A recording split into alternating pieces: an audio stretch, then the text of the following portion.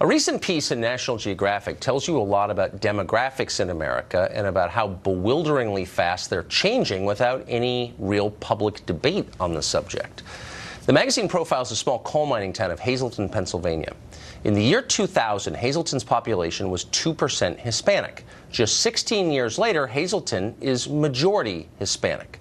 That's a lot of change.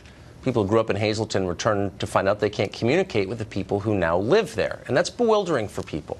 That's happening all over the country.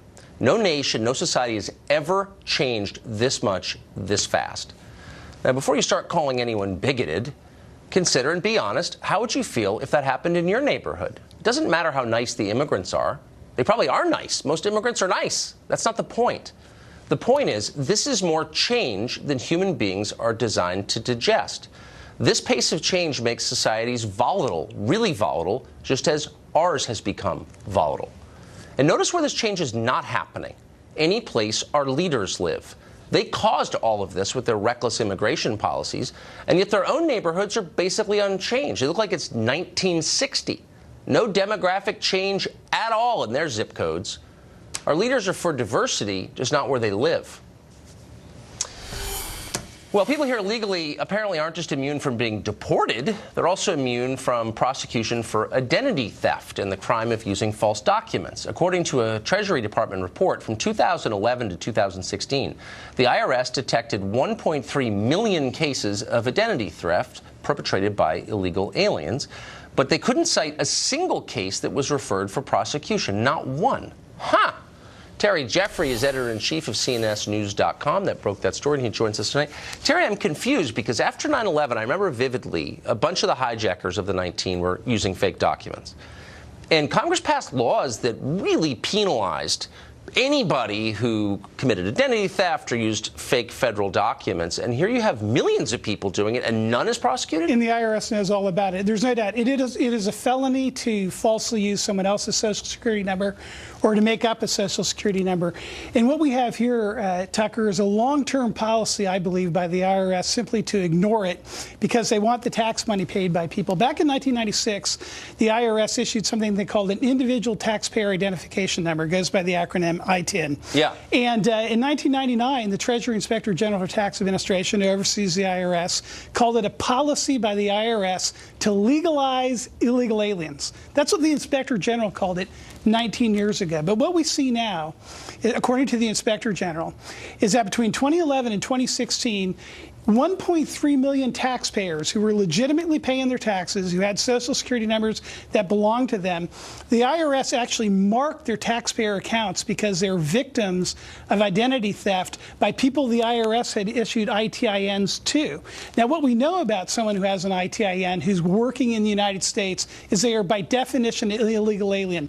You cannot get an ITIN unless you're a foreign national, and you have to prove it to the IRS. And you also can't get one if you're eligible to have a Social Security number and work in the United States. So the IRS even has conceded to the Inspector General in the past that the aliens who have ITINs and then file tax returns with W-2s because they were working in the United States were illegal aliens. So I've wondered this for a long time. You've got 11 million, probably more, illegal aliens in the United States. The majority of them are working. In fact, we're told that they're doing irreplaceable work.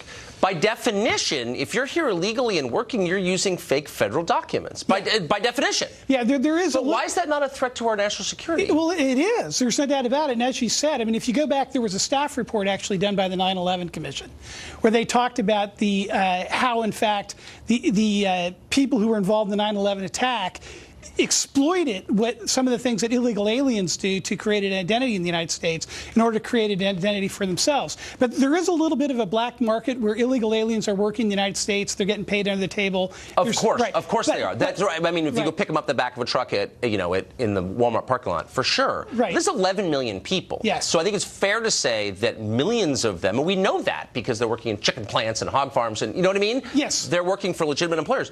So does this mean, and no one's doing do anything about it. Yes. So can I use fake federal documents? No, you'd be committing a felony, and I think they'd go after Tucker Carlson. You're right, Tucker. There's actually two groups here. There's this group that have these ITINs where they've actually gone to the IRS. They've proven I'm an alien, I'm not eligible for a Social Security number. Give me the ITIN. And then go out and work using someone else's Social Security number. That's these cases that the Inspector General talked about. But there's another case, and the Social Security Administration has what they call the earnings suspense file.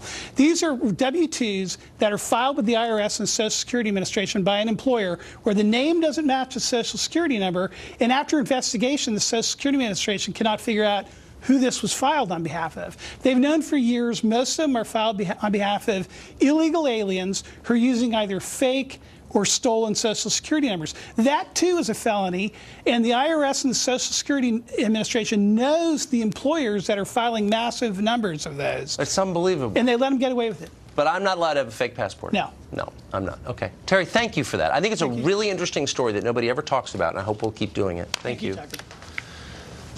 Well, a serial bomber is terrorizing Houston. How great is the danger? Can it be stopped? We've got details next.